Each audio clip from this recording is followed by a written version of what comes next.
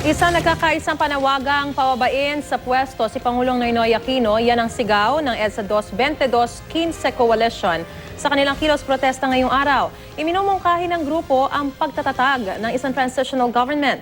Pero ang palasyo naninindigang tatapusin ng Pangulo ang kanyang termino. May ulat on the spot si Trisha Zafra. Trisha?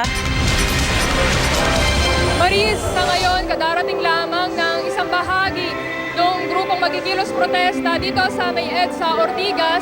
Sila nga isasali sa gagawing kilos protesta dito sa may EDSA Shrine na nananawagan bumaba sa pwesto si Pangulong Noynoy Aquino. Sa ngayon, Maris, ongoing na yung misa sa loob ng EDSA Shrine at sa labas naman nitong EDSA Shrine ay punong-puno na ng mga pulis na nangangalaga sa seguridad. Bago ito, Maris, ay nagkaroon muna ng isang motorcade bilang pagsisimula ng kilos protesta. Alas 8 ng umaga, nag-motorcade ang grupong Movement Against Dynasties at Citizens Crime Watch. Mula Makati, umikot ang grupo sa Pasay at Maynila, saka tinahak ang EDSA. Kasama ang grupo sa dadalo sa misang inorganisa ng EDSA 22-15 Coalition na nananawagang magbitiw sa pwesto si Pangulong Noynoy Aquino. Ayon kay Quintin Paredes San Diego, chair ng Movement Against Dynasties, wala na raw kakayanan ang Pangulo na mamuno matapos ang umano'y maling desisyon sa operasyon sa Mamasapano sa Maguindanao. Pinagbibitiw din ng grupo sina Vice President Jejomar Binay, ang buong gabinete at sina Senate President Franklin Drilon at House Speaker Sonny Belmonte. Isang transitional government daw ang kanilang itatatag. Sa halip, iminumungkahi nilang pamunuan ito ni Chief Justice Maria Lourdes Sereno.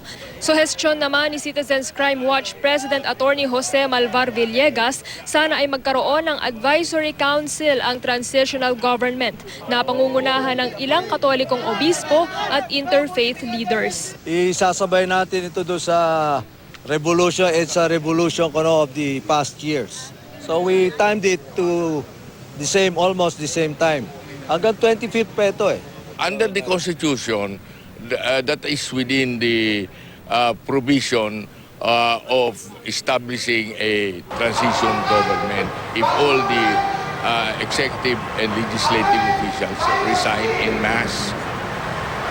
Maris, sinisikap pa natin ang kuhanan ng panig yung mga opisyal ng gobyerno na pinagbibitiw ng grupo. Samantala, nauna naman ang sinabi ng palasyo na tatapusin ni Pangulong Aquino ang kanyang termino at bababa lamang sa pwesto sa June 30, 2016. Samantala, sinabi na rin ng tagapagsalita ng Korte Suprema nitong Biyernes lang na hindi magkokomento ang Korte Suprema sa isyong ito, lalo na at ito ay politikal.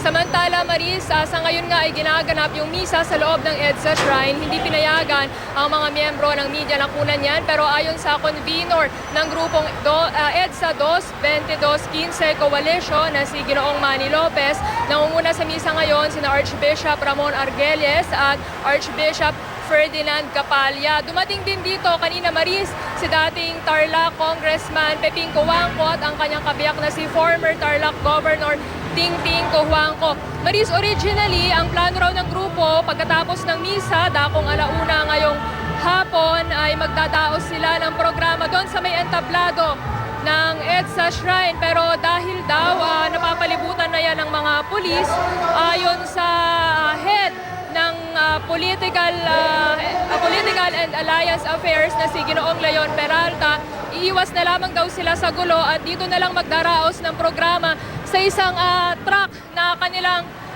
kinuha para raw maiwasan yung gulo. Pero sa ngayon, Maris, nakikita natin yung grupo mula San Lakas na kadarating-dating lamang dito kanina bago tayo magulat ay ayan, lumalapit na dyan, malapit sa EDSA Shrine. Hindi pa tayo tiyak kung ano ba talaga yung kanilang pinal na plano, pero nakaantabay na rin yung mga pulis, nakikita natin at nakabarikada na para rin mga laga sa seguridad. Maris? Oo, Trisha, alam mo, bago naglunsad yung 22-15 Coalition na yan, ay nagkaroon tayo ng pagkakataon na makausap sila. At sa kanilang pagpaplano, ang target nila para sa araw na ito ay makalikom o makakuha ng 1 milyong supporter. Not necessarily yung pupunta lang dyan mula sa Ayala papunta sa EDSA, kundi pati na rin sa online, no, sa social media. Ito ba ay nakamit nila at meron bang sapat na suporta from all sectors para sa kanilang panawagan? Ang sabi nila, Maris, doon sa huli nilang press conference noong Biyernes, as of Friday, meron daw 50 people's organizations na kasapi na sa kanilang grupo, pati raw mga grupo mula simbahan, mula rin sa mga grupo mula sa Muslim sector at iba pang interfaith organizations. Wala pa tayong update, Maris, kung ano na yung nangyari sa kanilang kampanya naman sa social media na makakalap nga ng malawakang suporta. Hindi lang yung, gaya nga ng sinasabi mo, hindi lang yung mga pupunta lamang dito. Pero batay sa una natin pakikipag-usap sa kanila, naniniwala yung grupo na kung nakamit nila yung ganon karaming tao noong Million People March, ay magagawa rin daw nila ito ngayong araw na ito, Maris. Maraming salamat, Trisha Zafra.